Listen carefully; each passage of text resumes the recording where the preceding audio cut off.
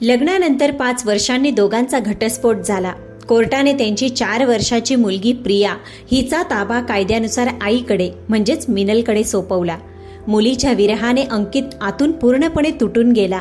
पण 4 महिन्यानंतर अचानक एका दुपारी मिनल तापाने फणफणलेल्या प्रियाला अंकितकडे सोडून निघून जाते. पण त्यानंतर जे घडले त्याने तुमच्या डोळ्यात पाणी आल्याशिवाय राहणार नाही. प्रेक्षक मित्रांनो, ही कथा म्हणजे काळजाचा ठोका चुकवणारी, डोळ्यात अश्रू आणणारी आणि माणसाला माणुसकीची एक नवी व्याख्या शिकवणारी, एक अद्भुत आणि डोळ्यात पाणी आणणारी हृदयस्पर्शी कथा आहे. चला तर प्रेक्षक मित्रांनो, या आपल्या भावनिक प्रवासाला सुरुवात करूया. नांदेड जिल्ह्याचं ते सरकारी विश्रामगृह. बाहेर दुपारचं कडक ऊन होतं, पण आतल्या कॅबिनमध्ये एसीच्या थंड हवेतही तिथल्या कर्मचाऱ्यांना घाम सुटला होता. टेबलाच्या पलीकडे जिल्हा पुरवठा अधिकारी अंकित बसले होते. कपाळावर आठी, डोळ्यात कमालीची तीक्ष्णता आणि हातात फाईल. हे बघा सावंत, मला सरकारी कागदपत्रात 1 रुपयाची सुद्धा हेराफेरी चालत नाही. अंकितचा आवाज शांत पण वजनासारखा जड होता. तुम्ही सिनियर आहात म्हणून गप्प बसणार नाही. आज संध्याकाळपर्यंत या धान्याच्या गोदामाचा अचूक हिशोब माझ्या टेबलावर आला पाहिजे, नाहीतर सस्पेन्शनची ऑर्डर तयार समजा. सावंत सरांनी थरथर त्या हाताने फाईल उचलली. सर, ते घरगुती कारणामुळे जरा. घरगुती कारणं घरात ठेवायची सावंत, ऑफिसमध्ये नाही, अंकितने कडक शब्दात सुनावलं. संपूर्ण जिल्ह्यात अंकित हे नाव प्रामाणिकपणाचा आणि कडक शिस्तीचा समानार्थी शब्द बनलं होतं. भ्रष्टाचारी कर्मचारी त्यांना यमासारखे घाबरायचे, तर सर्वसामान्य लोक त्यांचा आदर करायचे. नोकरीत अंकितचा शब्द अंतिम असायचा, पण नियम आणि शिस्तीच्या या भक्कम भिंतीमागे अंकितचं खाजगी आयुष्य मात्र आतून भुसभुशीत झालं होतं. त्याच दिवशी रात्री 9 वाजता अंकित घरी पोहोचला. नांदेड शहरातल्या एका पॉश कॉलनीत त्याचं दुमजली घर होतं. दारात गाडी उभी करून तो आत आला. हॉलमध्ये शांतता होती. सोफ्यावर त्याची पत्नी मिनल मोबाईलमध्ये मग्न होती. अंकितने सुटकेस टेबलावर ठेवली आणि विचारलं, प्रिया झोपली का? मिनलने मोबाईलवरून नजर न हटवताच उत्तर दिलं, हो, कधीच. 9 वाजून गेलेत अंकित. रोजचाच वेळ आहे तुझा. ऑफिसमध्ये कामं असतात मिनल, तुला समजतं ना. नवीन टेंडर पास करायची आहेत. अंकितने सोफ्यावर बसत कपाळ चोळले. आणि घराचं काय? लग्न झाल्यापासून मी फक्त या घराच्या भिंती पाहत बसलीये, मिनलने मोबाईल बाजूला ठेवत चिडून म्हटलं. शहरातल्या माझ्या मैत्रिणी विकेंडला बाहेर जातात, पार्ट्या करतात, आणि मी, तुझा तो सरकारी बडेजाव आणि नियम सांभाळत घरात सडत पडलीये. मिनल, आपण मध्यमवर्गीय कुटुंबातून आलो आहोत. माझे काही संस्कार आहेत, कुटुंबाप्रती काही जबाबदाऱ्या आहेत. मला तुझा तो उथळ पोरखेळ आवडत नाही. अंकितचा आवाज चढला. पोरखेळ? स्वतःचं आयुष्य स्वतःच्या अटींवर जगणं म्हणजे पोरखेळ असतो का अंकित? मला बंधन आवडत नाही, मला माझी स्पेस हवी आहे. मिनल ताडकन उठून उभी राहिली. घरातल्या जबाबदाऱ्या सांभाळूनही स्पेस घेता येते मिनल. आज प्रियाची तब्येत कशी आहे? काल तिला खोकला होता, अंकितने विचारलं. तिला काय झालंय? औषध देऊन झोपवलंय मी. प्रत्येक गोष्टीत माझी परीक्षा घेणं बंद कर. मिनल चिडून बेडरूममध्ये निघून गेली आणि तिने दरवाजा जोरात बंद केला. अंकित तिथेच सोफ्यावर डोक्याला हात लावून बसून राहिला. रोजचं झालं होतं हे. लग्नाला 5 वर्ष झाली, पण दोघांचे विचार कधी जुळलेच नाही. मिनल आधुनिक विचारांची, तिला स्वतःचं करिअर, पार्ट्या आणि स्वातंत्र्य हवं होतं. पण अंकित कौटुंबिक, शिस्तप्रिय आणि घरंदाज विचारांचा होता. त्यांच्यातील अंतर आता एवढं वाढलं होतं की तो रोज रात्री घरात फक्त भांडणाचे आवाज घुमायचे. या सगळ्या वादात सर्वात जास्त होरपळत होती ती त्यांची 4 वर्षाची निष्पाप मुलगी प्रिया. एक दिवस शनिवारची सकाळ होती. अंकित हॉलमध्ये पेपर वाचत होता. मिनल किचनमध्ये चहा बनवत होती, पण भांडी आदळण्याचा आवाज बाहेरपर्यंत येत होता. प्रिया हॉलच्या कोपऱ्यात तिची छोटी बाहुली घेऊन खेळत होती. अंकित, मला पुढच्या आठवड्यात मैत्रिणींसोबत गोव्याला जायचंय, मी तिकीट बुक करतीये, मिनलने किचनमधूनच सांगितलं. अंकितने पेपर बाजूला ठेवला. गोव्याला? आणि प्रियाला कोण सांभाळणार? तिची शाळा आहे. काही दिवस शाळा बुडाली तर काय, आभाळ कोसरणार नाही. आणि तू आहेस ना घरात? मिनल बाहेर येत म्हणाली. माझी पुढच्या आठवड्यात मंत्र्यांसोबत मीटिंग आहे मिनल, मला सुट्टी मिळणार नाही. तू हे ट्रिप कॅन्सल कर. अंकितने स्पष्ट सांगितलं, मी का कॅन्सल करू? प्रत्येक वेळी मीच का तडजोड करायची? तुझ्या या नोकरीने माझं आयुष्य संपवलंय. मिनलने चहाचा कप टेबलावर जोरात आपटला. चहा बाहेर सांडला. मिनल, आवाजावर ताबा ठेव. प्रिया समोर आहे. अंकितने डोळे मोठे केले. मला नाही ठेवायचा ताबा. मला कंटाळा आलाय या रोजच्या कटकटीचा. रोज सकाळी उठून तुझा तो रडका चेहरा पाहणं आता माझ्या सहनशक्तीच्या बाहेर गेलंय. मिनल जोरात ओरडली. कोपऱ्यात खेळणारी लहानगी प्रिया दचकली. तिच्या हातातली बाहुली खाली पडली. तिने रडवेला चेहरा करून आई वडिलांकडे पाहिलं. तिचे छोटे ओठ थरथरत होते. ती धावत गेली आणि अंकितच्या पायाला बिलगली. पप्पा, मम्मी, भांडू नका ना. प्रिया शहाणी मुलगी आहे ना? ती रडत रडत बोलू लागली.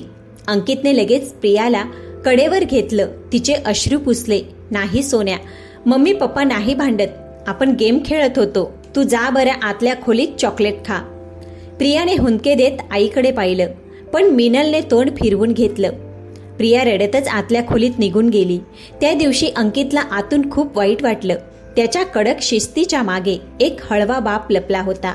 आपल्या वादामुळे आपल्या चिमुरडीचं बालपण करपून चाललंय हे त्याला सहन होत नव्हतं. पण परिस्थिती सुधारण्याऐवजी आणखीनच बिघडत गेली. दोघांमधील संवाद पूर्णपणे संपला. शेवटी एक दिवस असा आला जेव्हा मिनलने तिची बॅग भरली. मी कोर्टात घटस्फोटाची फाईल टाकतीये अंकित. आता एकत्र राहण्यात काही अर्थ नाही. मिनल शांतपणे म्हणाली. तिच्या चेहऱ्यावर कोणताही पश्चाताप नव्हता. घटस्फोट? मिनल, प्रियाचा विचार केलास का? तिचं आयुष्य उद्ध्वस्त होईल. अंकितने तिला थांबवण्याचा शेवटचा प्रयत्न केला. तिचं आयुष्य माझ्यासोबत जास्त सुरक्षित राहील. मी तिला कोर्टाकडून कायदेशीररित्या माझ्याकडेच ठेवेन. मिनलने आपली सुटकेस उचलली आणि ती घराबाहेर पडली. त्यानंतर कोर्टाच्या पायऱ्या झिजवणं सुरू झालं. अंकितने प्रियाच्या कस्टडीसाठी खूप प्रयत्न केले. तो कोर्टात म्हणाला, साहेब, मी सरकारी अधिकारी आहे. माझी आर्थिक स्थिती चांगली आहे. मी माझ्या मुलीला खूप चांगलं भविष्य देईन. पण कोर्टाने प्रियाचं वय अवघं 4 वर्ष असल्यामुळे कायद्यानुसार तिचा ताबा आईकडे म्हणजेच मिनलकडे सोपवला.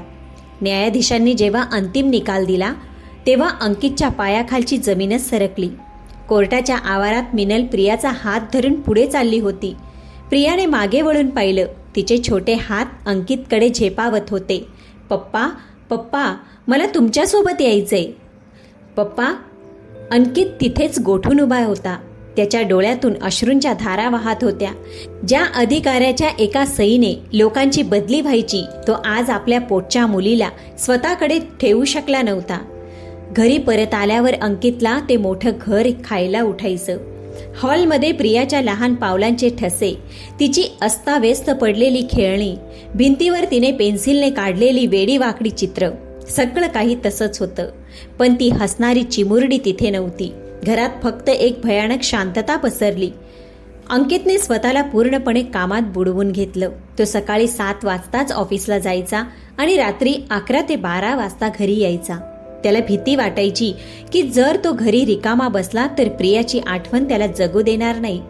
रात्रीच्या वेळी तो प्रियाचा छोटा फ्रॉक छातीशी कवटाळून तासनतास रडत बसायचा. माझी प्रिया जेवली असेल का? मिनल तिची काळजी घेत असेल का? हेच प्रश्न त्याला सतावत राहायचे. असेच 4 महिने निघून गेले. अंकितचं हसणं, जगणं सगळं हरवलं होतं. तो फक्त एक चालता बोलता पुतळा बनला होता. पण नशिबाच्या मनात काहीतरी वेगळंच होतं.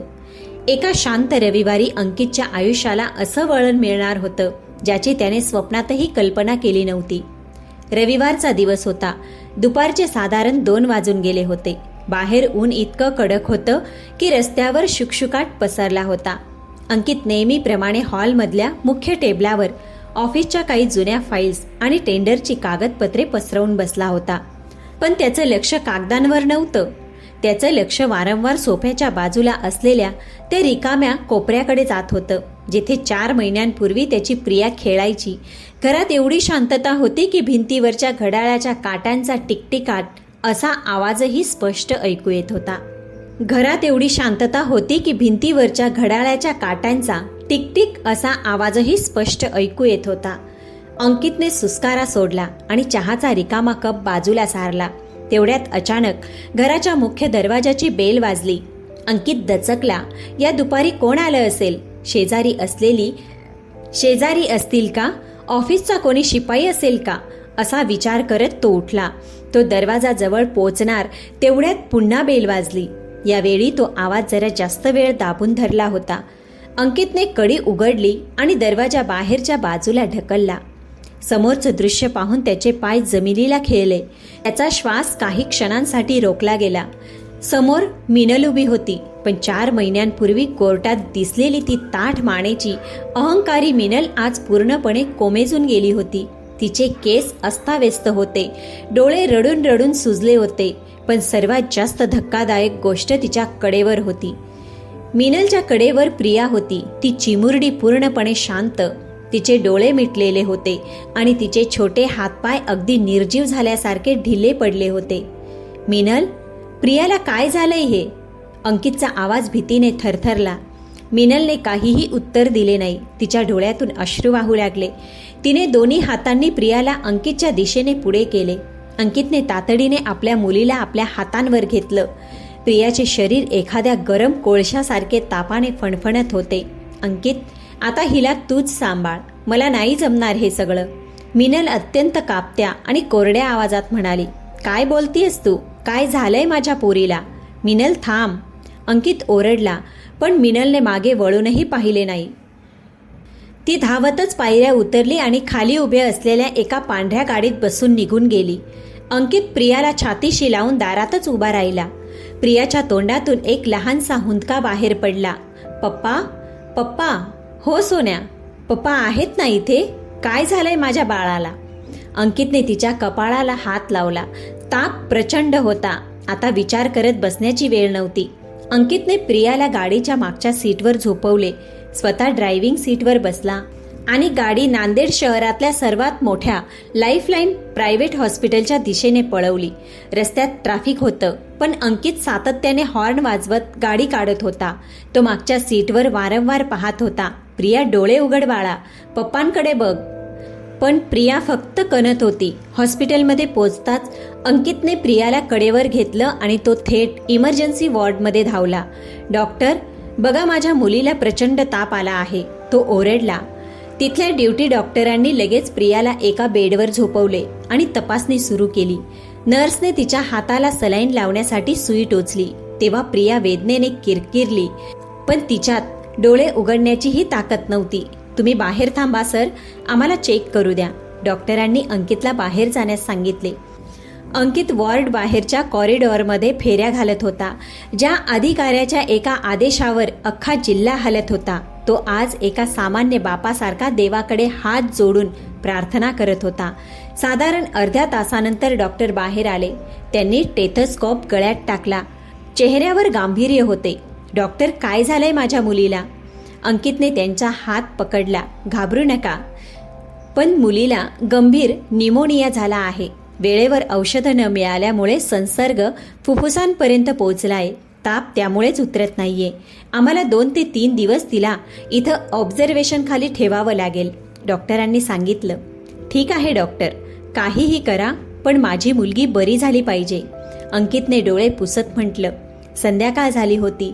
प्रियाला एका स्पेशल रूममध्ये शिफ्ट करण्यात आले. सलाईन आणि इंजेक्शनमुळे तिचा ताप थोडा उतरला, पण जशी तिला थोडी शुद्ध आली तशी ती घाबरून रडू लागली. ती आजूबाजूच्या पांढऱ्या भिंती, वेगवेगळ्या मशीन्स पाहून भितरली होती. आई, बाबा, ती रडत होती. अंकितने तिचा छोटा हात हातात घेतला. बाळा, बाबा आहेत ना इथे, रडू नको सोन्या. पण प्रियाला सलाईन लावलेला हात हलवता येत नव्हता, त्यामुळे ती जास्त चिडचिड करत होती. डॉक्टर आणि 2 नर्स तिथे आल्या.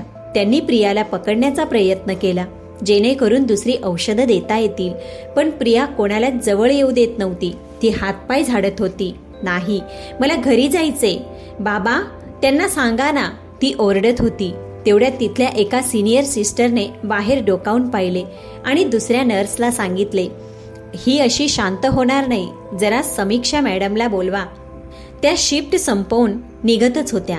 त्यांना सांगा, एक लहान मूल खूप त्रास देतंय. 5 मिनिटातच खोलीचा दरवाजा उघडला. एक स्त्री आत आली.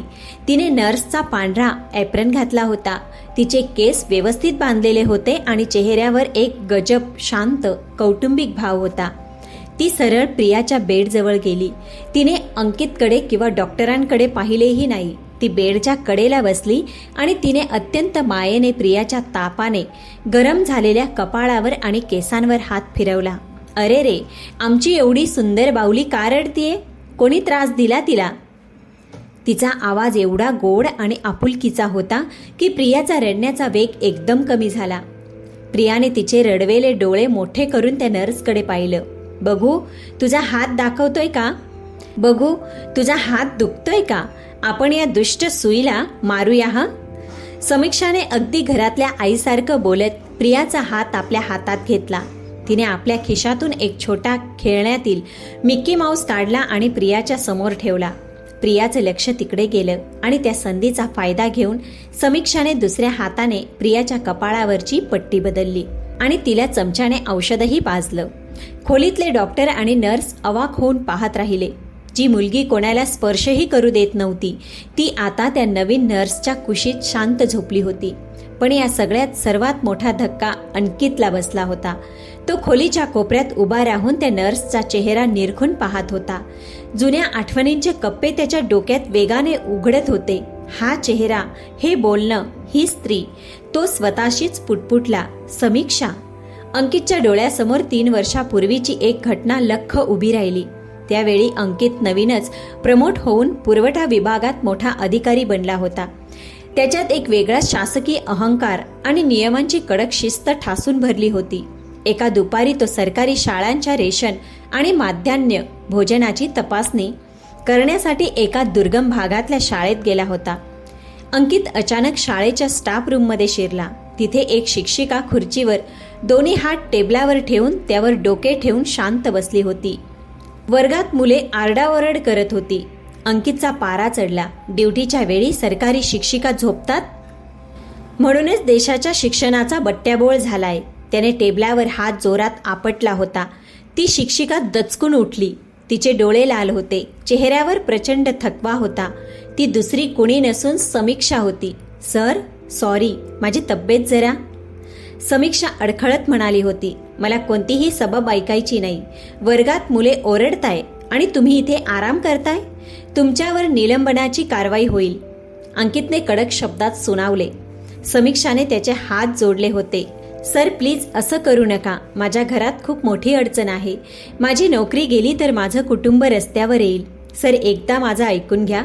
पण त्यावेळी नियमांच्या नशेत असलेल्या अंकितने तिचं एकही ऐकलं नव्हतं. त्याने तिथल्या तिथे तिचा सस्पेन्शन रिपोर्ट बनवला आणि पुढील चौकशीत समीक्षाची नोकरी कायमची गेली. आणि आज तीच समीक्षा त्याच्या डोळ्यांसमोर उभी होती. पण आज ती शिक्षिका नव्हती.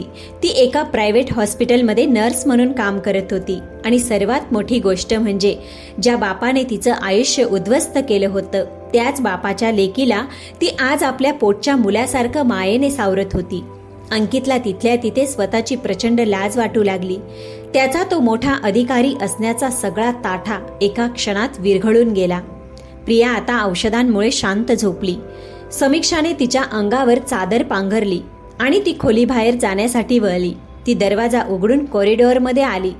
अंकित मागे राहू शकला नाही. तो घाईघाईने तिच्या मागे बाहेर आला. समीक्षा. अंकितने मागून आवाज दिला. समीक्षा थांबली.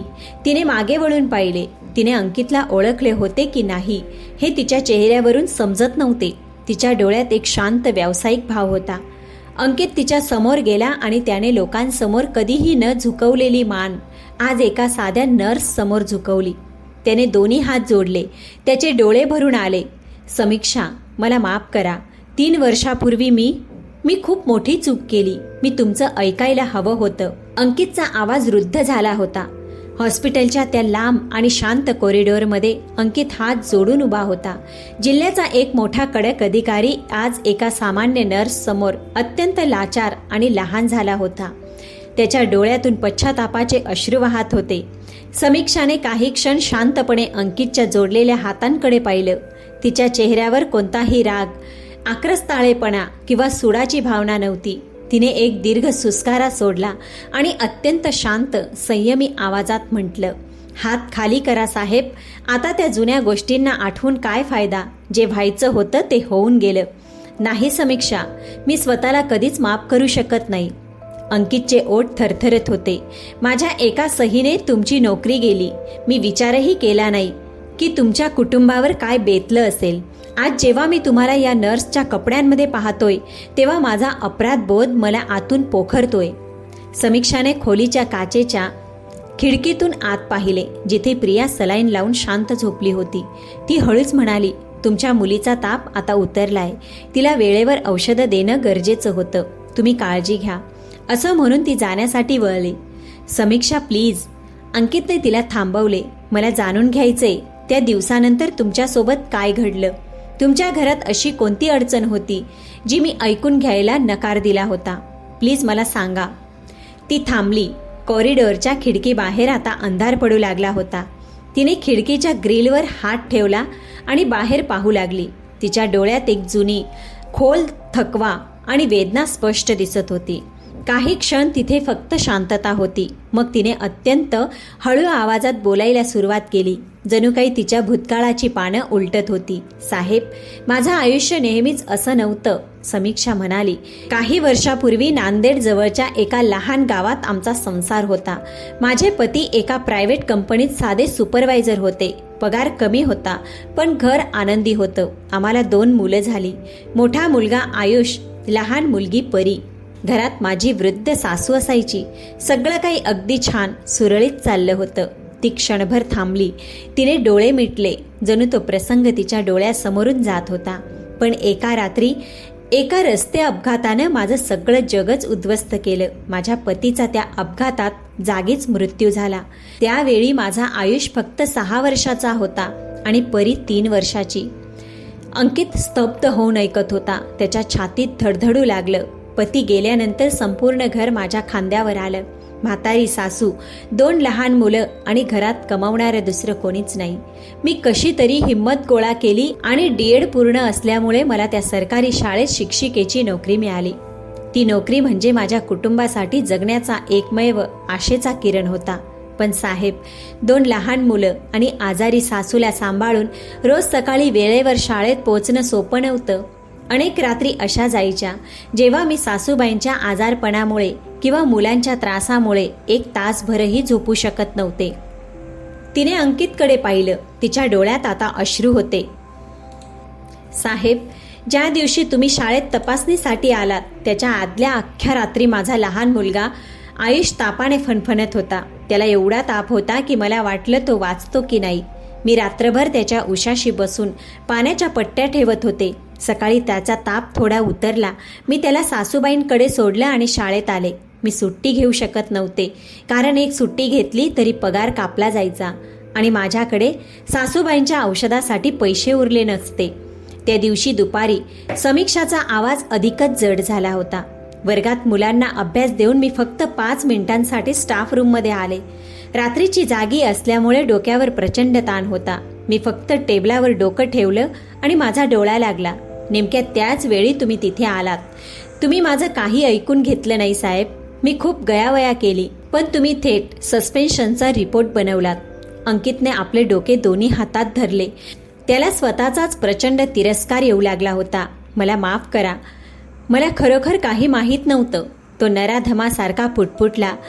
नोकरी सुटल्यानंतर समीक्षा पुढे सांगत राहिली, आमचे खूप हाल झाले. मी अनेक मोठ्या अधिकाऱ्यांच्या ऑफिसात चक्रा मारल्या, विनंत्या केल्या, अर्ज दिले, पण तुमच्या कडक रिपोर्टमुळे कोणीच मला पुन्हा कामावर घेतलं नाही. घरातले पैसे संपले. मुलांची शाळेची फी भरणं कठीण झालं. साहेब, अनेक दिवस आमच्या घरात रात्रीची चूल पेटली नाही. माझी लहान मुलं उपाशी पोटी झोपायची. पण मी हार मानू शकत नव्हते.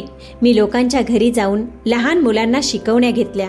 काही ठिकाणी कम्प्युटरवर डेटा एंट्रीचं काम केलं. मिळेल ते काम मी करत राहिले. मग माझ्या एका ओळखीच्या व्यक्तीने मला या हॉस्पिटलमध्ये मदतनीस म्हणून काम मिळवून दिलं. इथे रुग्णांची सेवा करता करता मी नर्सिंगचं बरंच काम शिकले.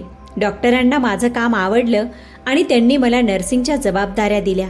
हा पगार शिक्षिकेच्या नोकरी इतका नाहीये साहेब, पण यामुळे माझ्या मुलांचं शिक्षण आणि सासूबाईंची औषधं व्यवस्थित सुरू आहेत.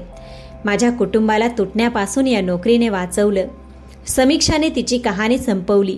तिच्या चेहऱ्यावर आता एक वेगळंच समाधान होतं. तिने तिचे अश्रू पुसले आणि म्हणाली, म्हणूनच मी म्हणते, जे झालं ते विसरून जा. देव एका हाताने काहीतरी हिरावून घेतो तर दुसऱ्या हाताने जगण्याचा मार्ग दाखवतो. आता मी निघते, माझी शिफ्ट संपली आहे. समीक्षा तिथून निघून गेली. तिची पावले हळूहळू कॉरिडॉरमध्ये पुढे सरकत होती, पण अंकित तिथेच एका खुर्चीवर कोसळला. त्याच्या डोळ्यांसमोरून समीक्षाचे ते रडणारे उपाशी मुले, तिची आजारी सासू आणि त्या रात्रीची तिची लाचारी फिरू लागली. त्या अधिकाराचा त्याला एवढा गर्व होता. त्या अधिकाराने एका निष्पाप कुटुंबाला किती यातना दिल्या होत्या याची जाणीव त्याला आज झाली होती. त्या रात्री अंकितला हॉस्पिटलच्या रूममध्ये झोप आली नाही. प्रिया बेडवर शांत झोपली होती. अंकित तिच्या बाजूला बसून तिच्या छोट्या हाताला कुरवाळत होता. तो विचार करत होता की जर त्या दिवशी त्याने फक्त 2 मिनिटे काढून समीक्षाचे म्हणणे ऐकून घेतले असते तर कदाचित तिचे आयुष्य एवढे कठीण झाले नसते. नियम आणि शिस्त आवश्यक असतात, पण त्यासोबत माणसाच्या मनात थोडी माणुसकी आणि संवेदनशीलता असायला हवी. हा धडा त्याला आज निसर्गाने अतिशय क्रूरपणे शिकवला होता. पुढचे 2 दिवस प्रियावर उपचार सुरू राहिले. तिची तब्येत सुधारत होती, पण त्या हॉस्पिटलच्या वातावरणाला कंटाळली होती. आणि या 2 दिवसात समीक्षा जेव्हा जेव्हा ड्युटीवर यायची तेव्हा प्रियाच्या चेहऱ्यावर एक वेगळंच हसू यायचं. समीक्षा तिच्यासाठी घरातून काहीतरी हलका उपमा तर कधी साबुदाण्याची मऊ खिचडी घेऊन यायची.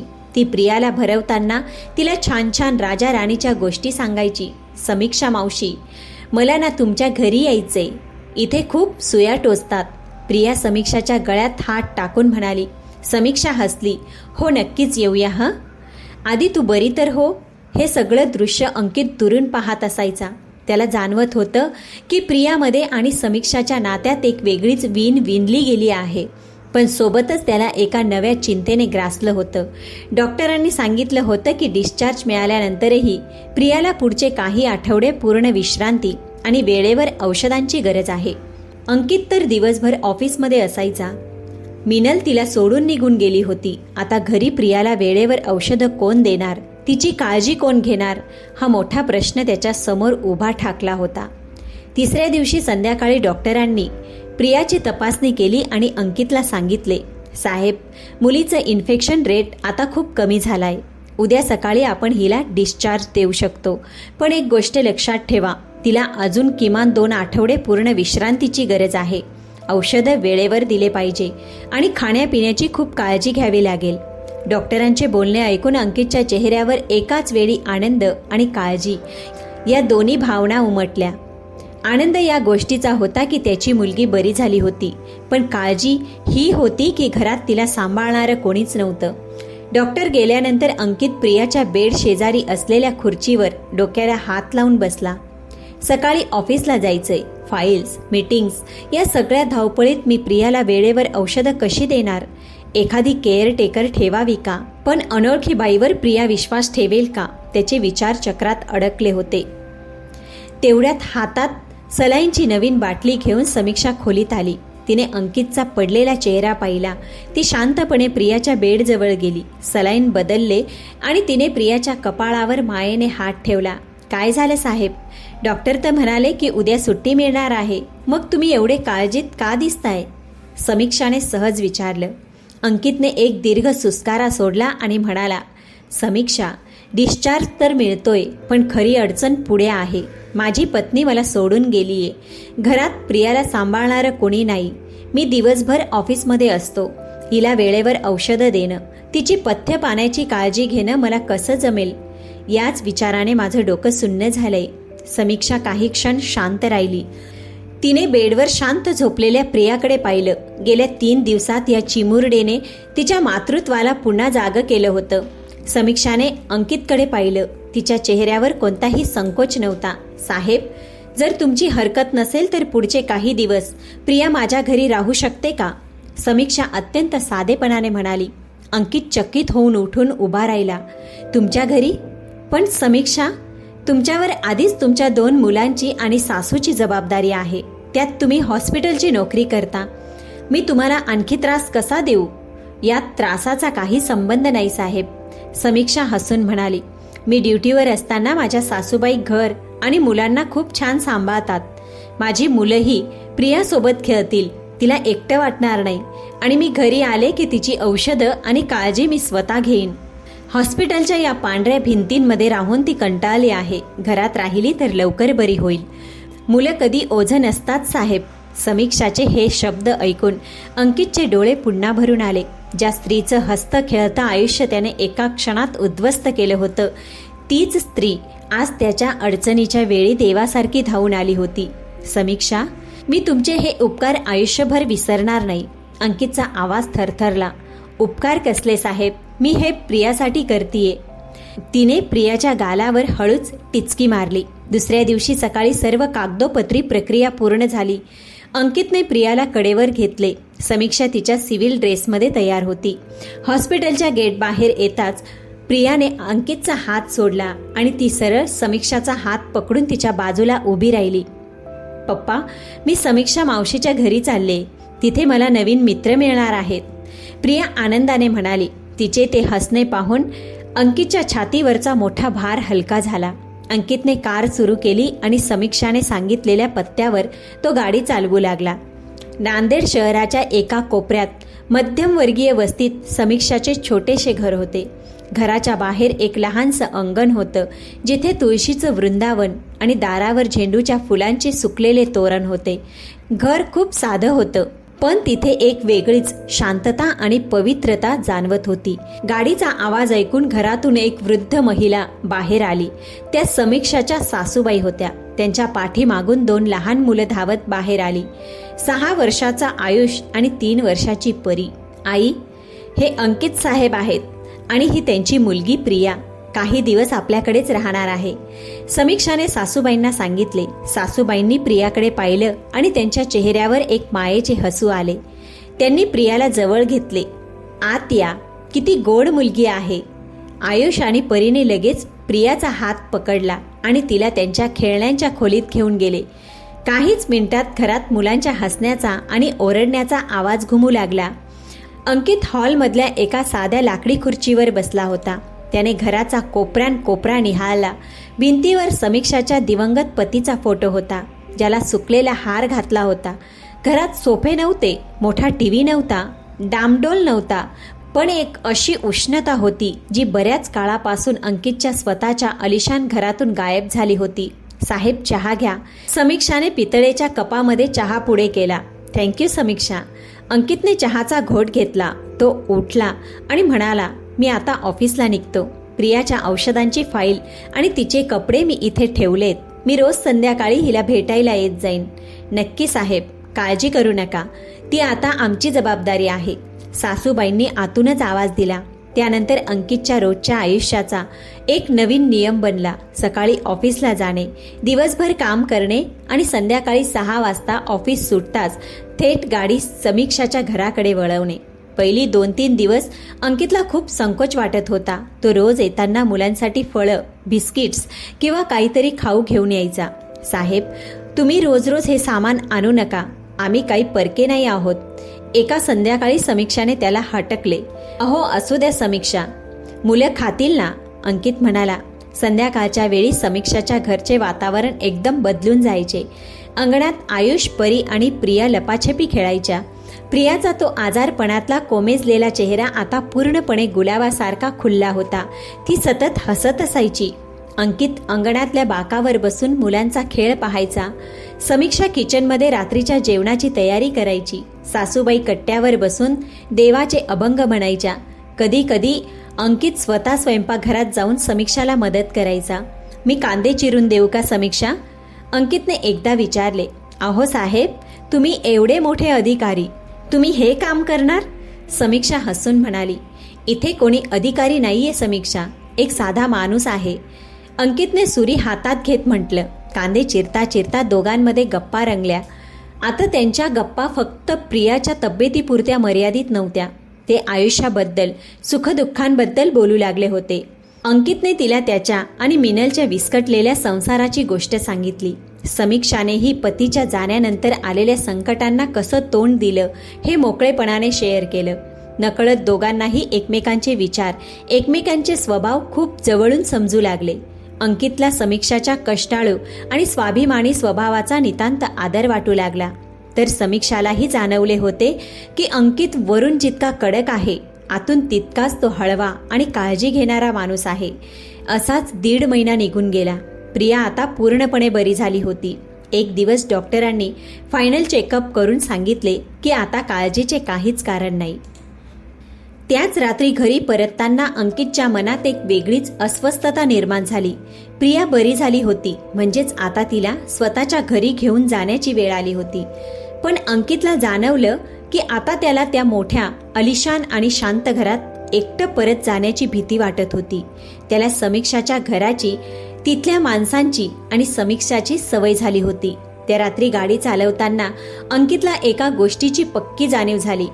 हे प्रेम होतं की आदर त्याला माहीत नव्हतं, पण समीक्षाशिवाय आता त्याचं आयुष्य अपूर्ण होतं. 1.5 महिना कसा भुरकन निघून गेला, कोणाला समजलं नाही. प्रिया आता पूर्णपणे ठणठणीत झाली होती. ती आयुष आणि परीसोबत एवढी रुळली होती की आता ती स्वतःला याच घराचा एक भाग मानू लागली. पण अंकितच्या मनात मात्र एक वेगळंच वादळ गोंगावत होतं. प्रिया बरी झाली होती याचा अर्थ त्याला तिला घेऊन आपल्या त्या जुन्या घरात शांत परत जावं लागणार होतं. पण आता त्या आलिशान घराची शांतता त्याला नकोशी होती. त्याला या साध्या घराची, इथल्या माणसांची आणि मुख्य म्हणजे समीक्षाची सवय झाली होती. पुढचा रविवार होता. नेहमीप्रमाणे संध्याकाळी येण्याऐवजी अंकित दुपारी 12 वाजताच त्या घरी पोहोचला. त्यावेळी दोन्ही मुलं आणि प्रिया बाहेर अंगणात झाडाच्या सावलीत गोट्या खेळत होते. सासूबाई शेजारच्या मंदिरात प्रवचन ऐकण्यासाठी गेल्या होत्या. घरात फक्त समीक्षा होती. ती हॉलमध्ये बसून मुलांच्या कपड्यांच्या घड्या करत होती. अंकितला दारात पाहून ती उठली. या ना साहेब, आज दुपारीच आलात? मुलांना तुमचे बाबा आलेत बघा. समीक्षा, मुलांना खेळू द्या, मला तुमच्याशी एक खूप महत्वाची गोष्ट बोलायची आहे. अंकितचा आवाज नेहमीपेक्षा खूप गंभीर होता. त्याचा तो चेहरा पाहून समीक्षाच्या हातातील कपडे तिथेच थांबले. तिने अंकितकडे पाहिले. अंकित हॉलमधल्या खुर्चीवर बसला. त्याचा चेहरा शांत होता, पण डोळ्यात एक वेगळाच निर्धार होता. समीक्षा, अंकितने बोलायला सुरुवात केली.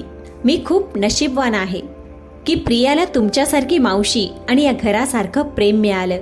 पण मी एक माणूस म्हणून, एक बाप म्हणून गेल्या काही दिवसात बदललोय. 3 वर्षापूर्वी मी तुमच्यासोबत जे काही केलं त्याचा पश्चाताप मला आयुष्यभर राहील.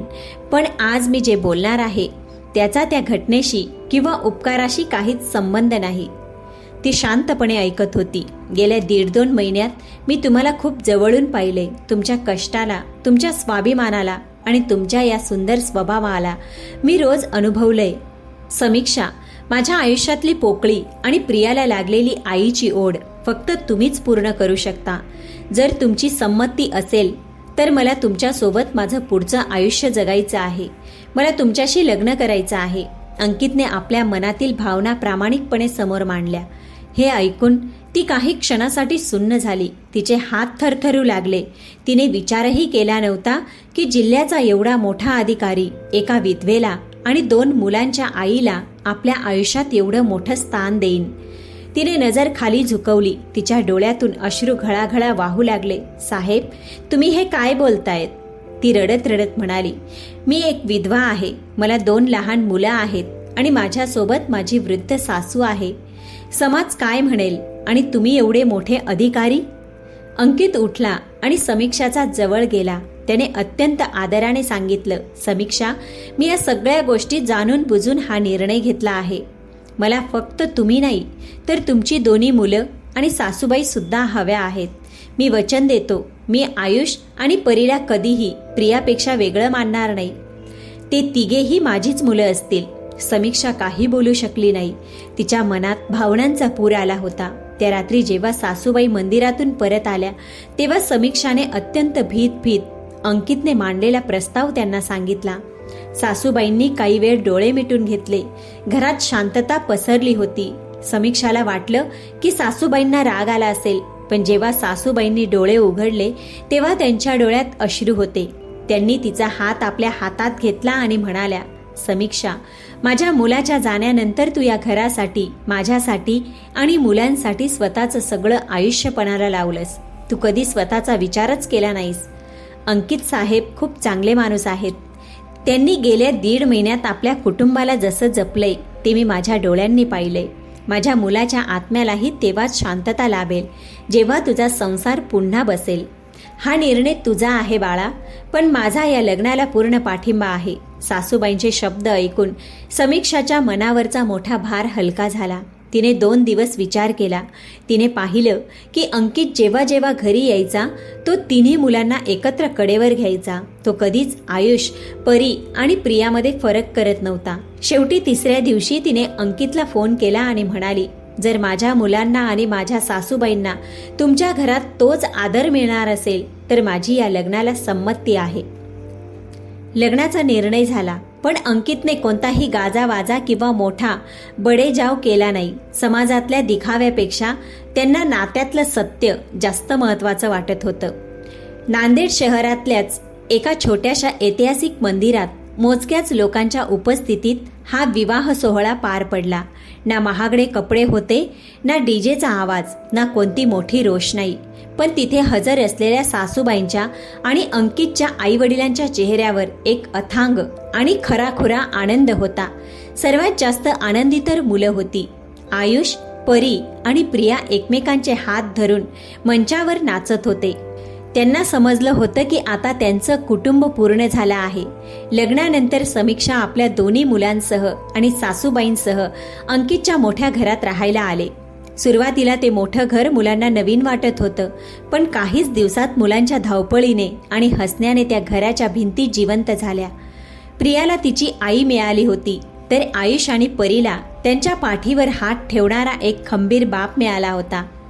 अंकितच्या कडक स्वभावात आता एक कमालीची मऊपणा आणि माणुसकी आली. तो आता ऑफिसमध्येही कर्मचाऱ्यांशी बोलताना आधी त्यांचं घरगुती कारण समजून घ्यायचा, मगच निर्णय घ्यायचा. वेळ निघून जात राहिला, मग काही अनुभव माणसाला पूर्णपणे बदलून टाकतात. अंकितने आयुष्यात एक खूप मोठा धडा शिकला होता की कधी कधी अर्धवट माहितीच्या आधारे घाईघाईत घेतलेला एक चुकीचा निर्णय एखाद्याचं आयुष्य उद्ध्वस्त करू शकतो. पण जर माणसाने आपली चूक वेळेत मान्य केली आणि ती सुधारण्याची हिंमत दाखवली तर देव त्याला दुसरी संधी नक्कीच देतो. दुसरीकडे समीक्षाने हे सिद्ध केलं होतं की कठीण परिस्थिती आणि दुःख माणसाला कमजोर करण्यासाठी नाही तर अधिक मजबूत बनवण्यासाठी येतात. जर तुमच्या मनात प्रामाणिकपणा आणि चांगुलपणा असेल तर नसीब कितीही क्रूर असलं तरी एक दिवस सुखाचा सूर्य नक्कीच उगवतो. प्रेक्षक मित्रांनो, आज या घरात फक्त नाती नव्हती तर एकमेकांबद्दलचा नितांत आदर आणि ओसंडून वाहणारं खरं आपलेपण होतं, जे त्यांच्या आयुष्याची सर्वात मोठी कमाई बनलं होतं. प्रेक्षक मित्रांनो, आजच्या कथेबद्दल तुम्हाला काय वाटतं? तुमचे अभिप्राय कमेंट्समध्ये नक्कीच लिहा. चला तर भेटूया पुढच्या कथेसोबत.